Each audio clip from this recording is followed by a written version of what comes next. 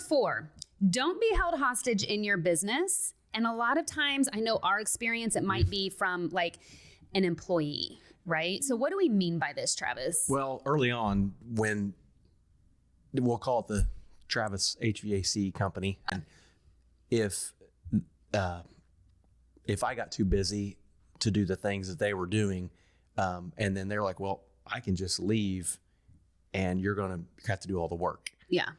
That was where I was held hostage. You start to live out of fear of losing somebody because then all of that work's going to fall back on you, yes. right?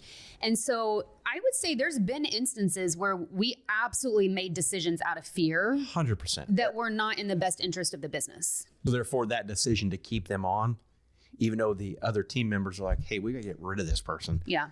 Well, we're held hostage. Yeah. And if you're held hostage, me and you were probably doing something wrong. Yeah.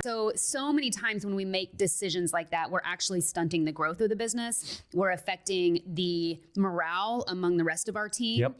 We are affecting maybe the service that our clients are getting. There's a number of things in there because we are being held hostage. So that is a hard lesson learned. But if you are in that position, you got to look in the mirror. What are you doing? Yeah, that's a really good. You kind of put yourself in that position.